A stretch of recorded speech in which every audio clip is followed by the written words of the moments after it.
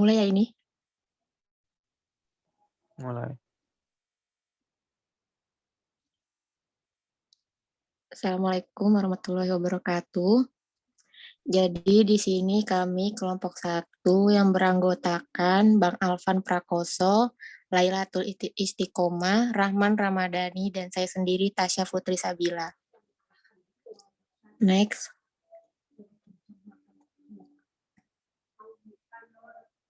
Jadi di sini kita akan membahas soal 13.12 yang mana reaksi berikut mencapai kesetimbangan pada 650 derajat Celcius dan tekanan atmosfer N2 gas ditambah C2H2 gas menjadi 2HCN gas.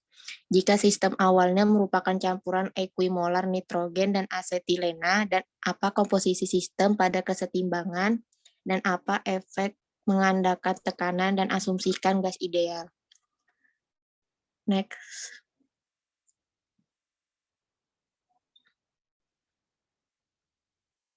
Jadi pada langkah yang pertama itu menghitung nilai delta HF 298 dan delta HG 298, di mana didapat pada tabel C4 Appendix C. Selanjutnya menghitung delta H dengan rumus delta H produk dikurang delta H reaktan dan delta G dengan rumus delta G produk dikurang delta G reaktan.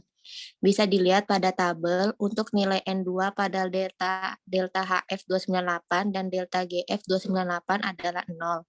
Nilai C2H2 pada delta HF 298 adalah 227,480 dan pada delta GF 298 adalah 209,970. Dan nilai HCN pada delta HF 298 adalah 135,100 dan pada delta GF 298 adalah 124,700. Terus dengan bantuan Excel didapat hasil pada delta H298 adalah 427,20 Joule per mol dan delta G 298 adalah 394,30 Joule per mol. Selanjutnya akan dijelaskan oleh teman saya Laila.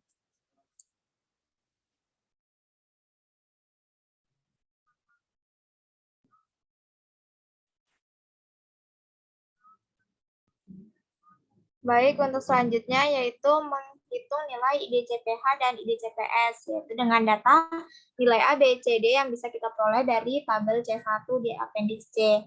Nah, untuk nilai A, B, C, D-nya sendiri sudah terlampir.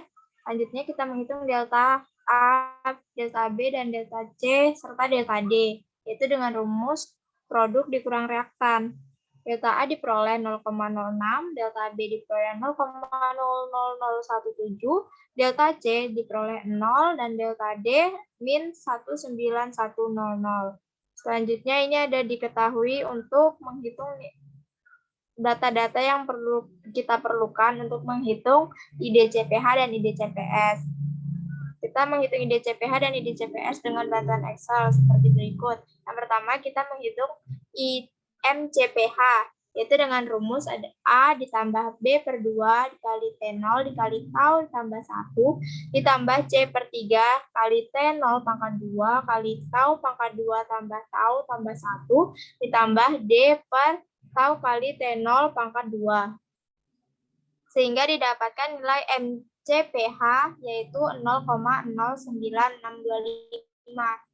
Selanjutnya untuk IDCPH kita dapat menghitung dengan rumus MCPH dikali T dikurang T0. Sehingga kita dapatkan 60,1548. Setelah itu kita menghitung nilai MCPS, yaitu dengan rumus A ditambah B kali T0 ditambah C kali T0 pangkat 2 ditambah D per tau pangkat 2 kali T0 pangkat 2 dikali tau ditambah 1 per 2 dikali tau dikurang 1 per lentau. Dan didapatkan nilai MCPS-nya yaitu 0,07053. Selanjutnya yaitu IDCPS. Kita dapat menghitungnya dengan MCPS dikali lentau. Untuk nilai MCPS-nya seperti yang sudah kita dapatkan tadi, kita kalikan dengan lentaunya yaitu 1,1302 dan didapatkan nilai IDCPS-nya yaitu 0,07971. Untuk selanjutnya yaitu langkah 3 yang akan dijelaskan oleh Rahman Ramadhani. Oke, selanjutnya untuk langkah penyelesaian selanjutnya, sesuai yang sudah tertulis di soal, apa komposisi sistem pada kesetimbangan. Sebelum kita menghitung nilai komposisi sistem atau nilai K-nya, sebelumnya kita menghitung nilai delta G-nya dengan persamaan delta H0 kurang T dibagi T0 dalam kurung delta H0 dikurang delta G0 tambah R dikali IDCPH dikurang R dikali T dikali dengan IDCPS. Nilai IDCPH dan nilai IDCPS ini telah didapat pada langkah sebelumnya, maka langsung saja dimasukkan. Maka diperoleh nilai delta G-nya sama dengan 32421,6 Joule per mol. Selanjutnya menghitung nilai komposisinya dengan persamaan 13.11a pada buku termo, yaitu dengan persamaan K sama dengan eksponen dalam kurung dikurang minus delta G0 minus delta G per R dikali T, maka diperoleh nilai K-nya 0,01464. Selanjutnya akan dilanjutkan oleh Bang Alpan Prakoso. Baik, terima kasih. Iya, sebelumnya saya izin untuk mematikan kamera, kan kondisi jaringan lagi tidak memungkinkan di daerah saya. Baik, untuk langkah keempat, di mana pada langkah keempat ini kita akan menentukan yield pada komponen reaktan dan produk dengan persamaan yang digunakan ialah 13.15. Untuk reaksi sendiri, N2 plus C2H2 menghasilkan 2HCN, di mana untuk molnya sendiri karena equimolar, sehingga mol reaktan adalah sama. Sehingga diasumsikan mol N2 adalah 1 mol, dan mol C2H2 adalah 1 mol juga.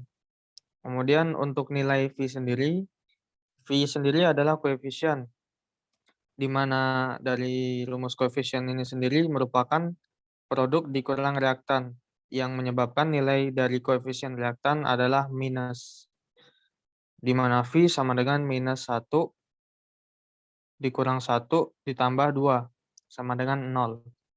Kemudian untuk perhitungan N0 atau mol keseluruhan, di mana pada reaksi mol yang diketahui merupakan mol reaktan saja, sehingga mol keseluruhan adalah 1 ditambah 1 ditambah 0 sama dengan 2. Untuk rumus YI adalah NI0 ditambah VI epsilon dibagi N0 ditambah V epsilon. Kemudian Y masing-masing senyawa. Untuk YN2 sama dengan 1 minus epsilon dibagi 2.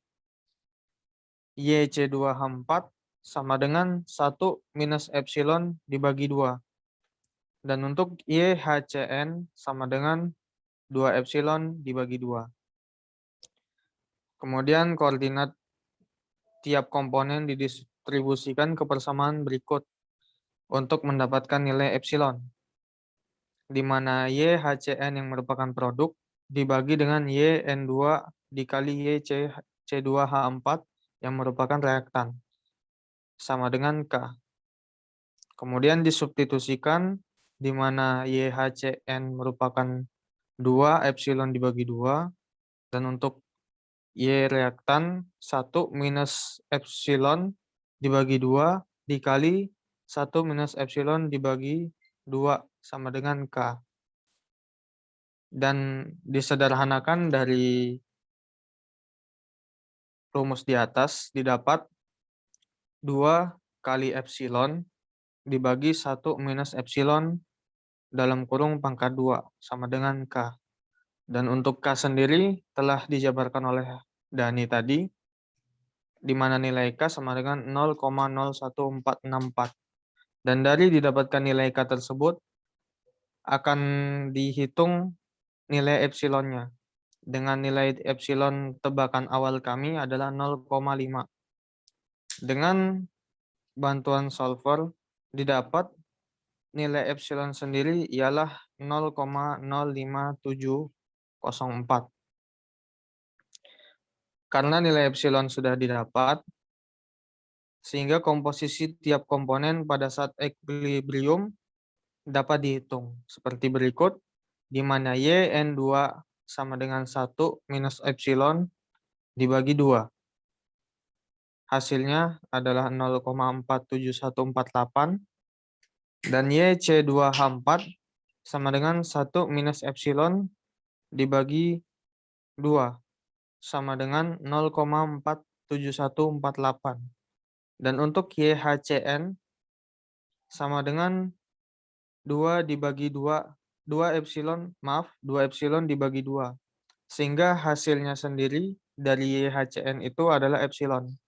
Sebelumnya mohon maaf karena ada kesalahan teknis di sini tertulis angka 2, tapi sebenarnya hasilnya adalah epsilon, di mana epsilon itu sendiri nilainya adalah 0,05704.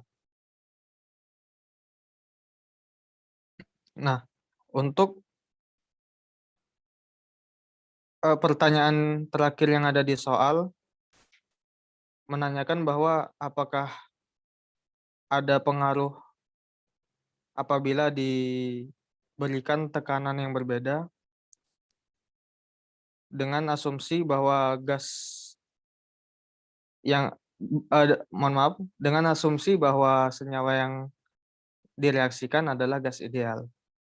Nah, di sini jawabannya karena asumsi yang diminta itu adalah asumsi gas ideal, jadi nilai tekanan P tidak akan berpengaruh pada kesetimbangan komposisi. Jadi tidak ada pengaruhnya apabila tekanan dinaikkan atau diturunkan, komposisinya tetap sama. Demikian dari saya, kurang lebihnya terima kasih. Apabila ada kesalahan mohon dimaafkan.